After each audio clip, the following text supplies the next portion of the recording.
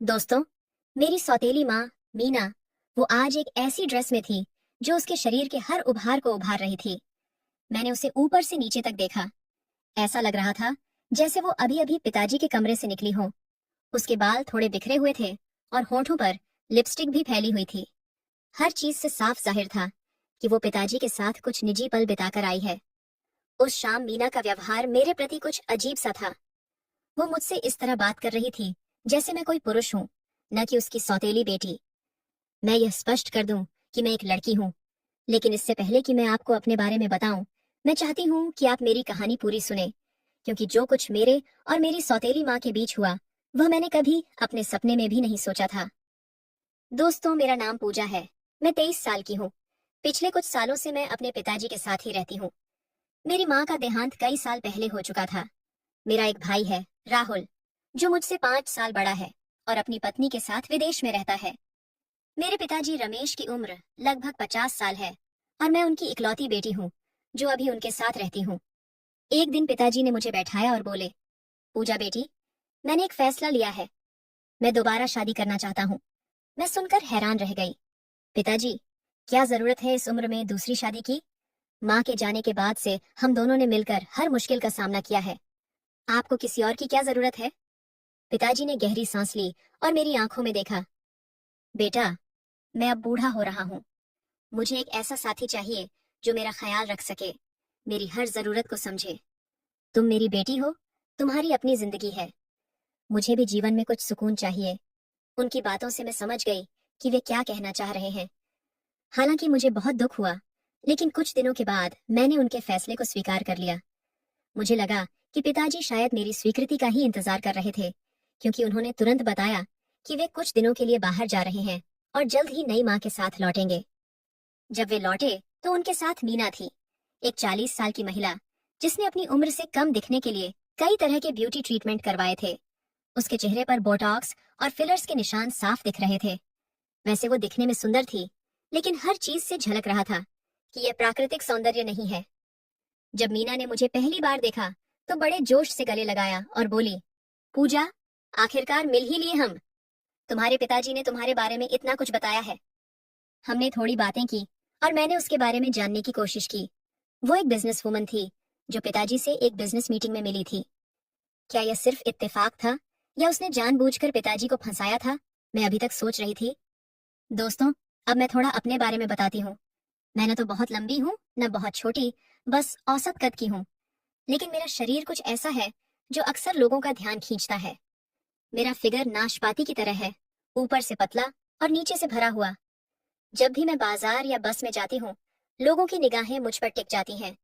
कई बार तो मुझे बहुत अजीब महसूस होता है, लेकिन मैं इन सब चीजों को अनदेखा करने की कोशिश करती हूँ। अब वापस आते हैं मेरी सौतेली माँ मीना और पिताजी की शादी पर। उनकी शादी के पहले रात को मैं अपने कमरे में थी, कोशिश कर रही थी सोने की, लेकिन नींद नहीं आ रही थी। रात के 11 बजे थे और मैंने देखा कि पिताजी मेरी सौतेली माँ मीना को अपने कमरे में ले गए। कुछ ही देर बाद मैंने उनके कमरे से आवाजें सुनी।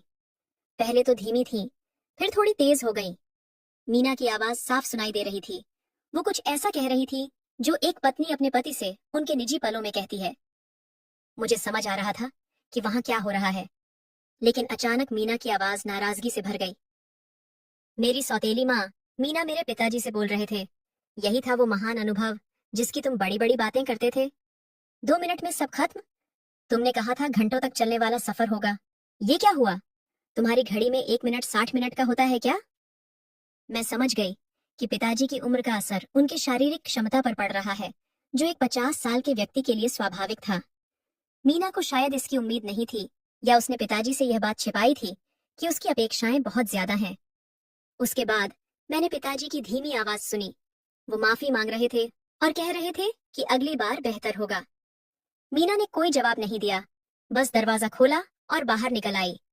वो सीधे मेरे कमरे की ओर आई। मेरा दिल जोर से धड़कने लगा। मैंने जल्दी से अपनी आंखें बंद कर लीं और सोने का नाटक करने लगी। दरवाजा खुला और मीना अंदर आई और धीरे से मेरे बिस्तर के पास आकर बैठ गई। पूजा, मुझे पता है तुम जाग रही हो, उसने धीमे स्वर में कहा। मैंने धीरे से आंखें खोली। हाँ, मुझे नींद नहीं आ रही थी। मैं समझ सकती हूँ, उसने सिर हिलाया। तुमने सब सुन लिया है ना? मैंने जवाब देने से पहले थोड़ा हिचकिचाते हुए कहा, नहीं, मैंने कुछ नहीं सुना। वो मुस्कुराई और बोली, झूठ मत बोलो, दीवारें पतली हैं और तुम्हारा कमरा बिल्कुल बगल में है। मैं असहज होकर उठ बैठी। फिर मैंने बोला, मुझे सोना चाहिए, कल सुबह कॉलेज के लिए जल्दी निकलना है। मीना ने मेरी बात अनसुनी करते हुए कहा, तुम्हारे पिताजी मुझे सिर्फ निराशा दे रहे हैं। मुझे लगता था बुढ़ापे में भी कुछ अनुभव होगा उन्हें। पर वो रुकी, फिर मेरी तरफ देखा। तुम्हें कॉलेज जाना है ना? क्या पढ़ती हो? वहां तुम, मैंने छोटा सा जवाब दिया, फाइन आर्ट्स। मैं चाहती थी कि वह जल्दी यहाँ से चली जाए। उसने कहा, अच्छा है, और बत्ती बुझा दी। अगली सुबह मैं जल्दी उठी और तैयार होकर कॉलेज के लिए निकलने की कोशिश की, लेकिन हॉल में पहुंचते ही मीना ने मुझे रोक लिया। वह अभी भी रात वाले कपड़ों में थी, एक पतली नाइटी जो उसके शरीर के हर हिस्से को उजागर कर रही थी। फिर उसने मुस्कुराते हुए पूछा, इतनी जल्दी कहाँ जा रही हो? मैंने बिना उसकी तरफ देखे जवाब दिया, कॉलेज जा रही हूँ। वो सोफे पर बैठते हुए बोली, थोड़ी देर बैठो ना पूजा, हमें थोड़ा बात करना चाहिए। मैंने बोला, नहीं, मुझे देर हो रही है, बस 5 मिनट। उसने आग्रह किया, देखो, मुझे माफ कर दो अगर कल रात मैंने कुछ ज्यादा ही आवाजें निकाल दी थी, पर समझो मेरी हालत। मैंने सोचा था शादी के बाद जिंदगी बदल जाएगी, लेकिन आपके पिताजी से कुछ हो नहीं रहा है। मैंने कंधे उचकाए और बोली, यह आप दोनों के बीच की बात है, मुझे इसमें मत घसीटो। नहीं समझ रही हो तुम? मीना आगे बोली, हम दोनों औरतें हैं, एक दूसरे को समझ सकती हैं। मुझे अपनी सौतेली माँ के बजाय एक दोस्त समझो। मैंने हार मानते हुए कहा, ठीक है, क्या बात करनी है तुम्हें? मीना ने फिर से मुस्कुराया और पूछा, पूजा, क्या तुम किसी को पसंद करती हो? तुम्हारी लाइफ में कोई स्पेशल है? ये सवाल मुझे अजीब लगा। नहीं, पर तुम ऐसा क्यों पूछ रही हो? क्योंकि मेरी जिंदगी में भी कभी कोई ऐसा नहीं था जिससे मैं सच्चा प्यार कर सकूं। उसने गहरी सांस लेते हुए कहा, मैंने तुम्हारे पिताजी से सिर्फ इसलिए शादी की क्योंकि मुझे एक सहारा चाहिए था। पिछली शादी के बाद से मैं अकेली थी, चाहती थी कोई मेरा ध्यान रखे, मेरे खर्चे उठाए, मुझे वो सुख दे जिसकी मैं हकदार हूँ। मीना की आंखों में नमी आ गई, लेकिन मुझे नहीं पता था कि वो इतने कमजोर होंगे इस मामले में। वो अपना दिल खोलकर मुझसे बात करने लगी, अपने अकेलेपन के बारे में, अपनी पिछली शादी के बारे में जो टूट गई थी, अपने सपनों के बारे में जो अधूरे रह गए थे।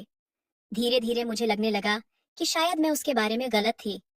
शायद वो सिर्फ पैसों के लिए पिताजी से शादी नहीं की थी। हम दोनों सोफे पर बैठे थे और अचानक उसने मुझे गले लगा लिया। मैं हैरान रह गई। अरे ये क्या? मैंने पूछा, तुम तो बहुत संवेदनशील निकली। उसकी आंखों में उदासी साफ झलक रही थी और वो मेरे गले लगकर रोने लगी।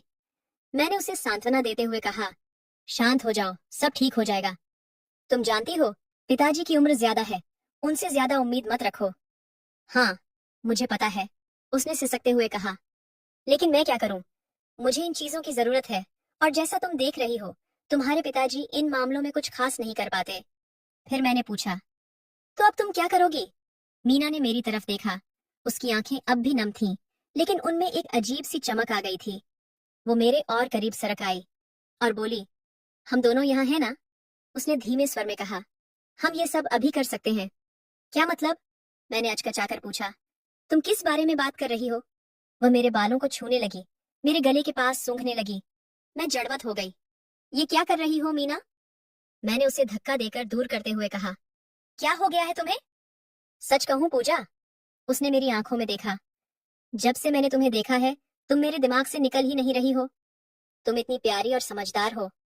वो और करीब आई, इतना करीब कि मैं उसकी सांसों की गर्माहट महसूस कर सकती थी। चलो ना, मेरे साथ रहो। जो कुछ भी होगा वो सिर्फ हम दोनों के बीच रहेगा।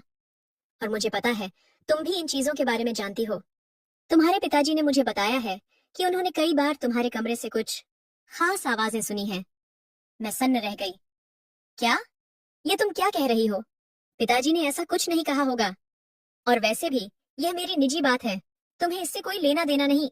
उसने मेरे हाथ पर अपना हाथ रखते हुए कहा, डरो मत पूजा, सब कुछ हमारे बीच ही रहेगा, सिर्फ मैं और तुम। मुझे अपनी दोस्त समझो और बाकी मैं संभाल लूंगी। फिर मैंने डरते हुए पूछा, तुम क्या करने वाली हो? वो हल्के से मुस्कुराई, उसके होठों पर एक रहस्यमय मुस्कान थी। तुम बस चुप रहो, मैं तुम्हें अभी बताती हूँ। अब देखो मैं क्या करती हूँ। उसने धीरे से मेरा हाथ पकड़ा और मुझे सोफे पर और करीब खींच लिया। उसकी आंखों में एक अजीब सी चमक थी जो मैंने पहले कभी नहीं देखी थी। उसने मेरे गालों को हल्के से छुआ और मेरे बालों को सहलाने लगी। उसकी उंगलियां मेरे चेहरे पर ऐसे फिसल रही थीं, जैसे वो हर पल को महसूस करना चाहती हो। मैं जमी हुई थी, न हिल पा रही थी, न कुछ कह पा रही थी। मेरा दिल जोर जोर से धड़क रहा था।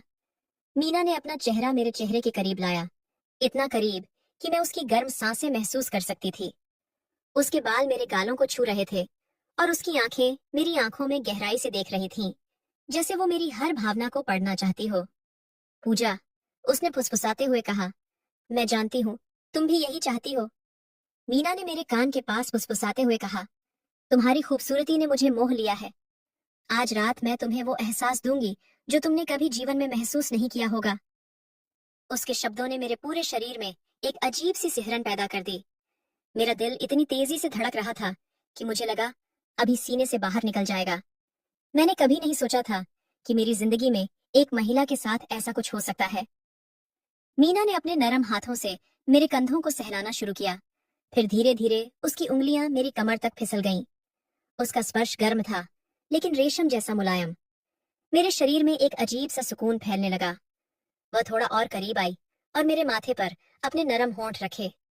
उसकी सांसें मेरे चेहरे को छू रही थीं, गर्म और मीठी। मैं अपने आप को रोक नहीं पा रही थी। कुछ अदृश्य ताकत मुझे उसकी ओर खींच रही थी। जब उसने अपने होंठ मेरी गर्दन पर रखे तो मेरे पूरे शरीर में बिजली सी दौड़ गई। मैं कांप उठी, लेकिन यह डर नहीं था। ये कुछ और था, कुछ नया, कुछ अनजाना। पूजा, वह मेरे कानों में फुसफुसाई, क्या तुम मुझ पर भरोसा करती हो?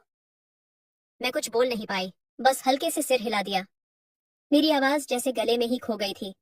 मीना ने मेरे दोनों हाथ अपने हाथों में लिए और मुझे अपनी ओर खींच लिया। फिर उसने धीरे से मेरे कंधों से दुपट्टा सरका दिया और मेरी बाहों को सहलाने लगी। उसकी उंगलियां मेरी पीठ पर इस तरह घूम रही थीं, जैसे वह कोई सुरीली धुन बजा रही हो। मैंने आंखें बंद कर लीं और उस पल में खो गई। मीना ने मुझे अपनी बाहों में भर लिया और मेरे कानों में कहा, आज रात हम एक दूसरे के होंगे, जैसे दो पति पत्नी होते हैं। अब हम दोनों एक दूसरे में खो गए थे। वह रात हमारे लिए एक सपना थी, एक ऐसा सपना जिसे मैंने कभी देखा भी नहीं था। हम दोनों एक दूसरे में इस कदर खो गए थे, जैसे दुनिया में सिर्फ हम दो ही बचे हों। मीना ने मुझे ऐसा एहसास दिया जिसकी कल्पना भी मैंने नहीं की थी। लेकिन जैसे जैसे दिन बीतते गए, मेरे मन में एक अजीब सी बेचैनी पनपने लगी। क्या यह सही था जो हम कर रहे थे?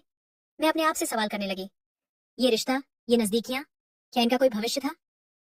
एक शाम जब मीना मेरे कमरे में आई, मैंने हिम्मत जुटाई और उससे बात की। मीना, हमें यह सब बंद करना होगा, मैंने कहा, अपनी आंखों में आंसू रोकते हुए। ये ये सही नहीं है।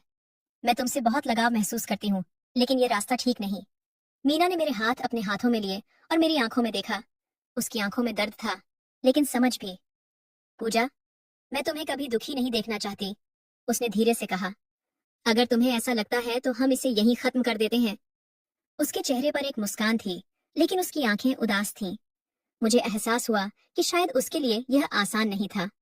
उसके बाद मैंने अपनी पढ़ाई पर ध्यान देना शुरू किया। मैंने अपने आप से वादा किया कि अब मैं अपने सपनों को नई उड़ान दूंगी।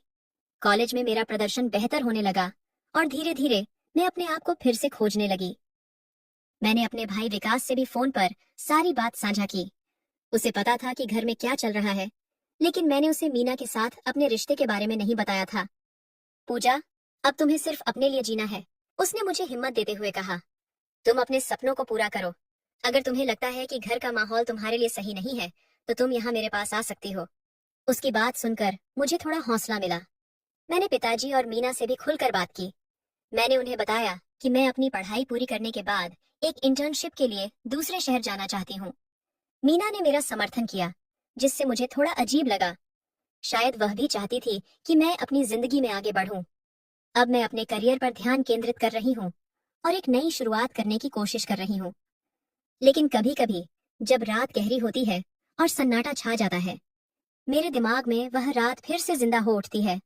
वह रात जब मैं और मीना एक अलग ही दुनिया में खो गए थे। मैं अक्सर सोचती हूँ, क्या मैंने सही फैसला लिया था?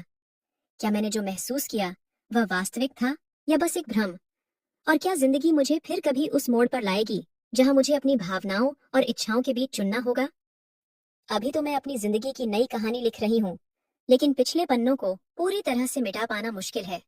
वो रातें, वो स्पर्श, वो एहसास, वो सब अब भी मेरी यादों का हिस्सा हैं। और शायद कहीं ना कहीं मीना के दिल में भी वो यादें जिंदा होंगी। हमारे रास्ते अलग हो गए हैं, लेकिन वो अनचाही नजदीकियां हमें हमेशा के लिए जोड़ गई हैं, एक ऐसे बंधन में जिसका नाम नहीं लेकिन अस्तित्व है। तो दोस्तों, आपको यह कहानी कैसी लगी? कृपया अपने विचार साझा करें।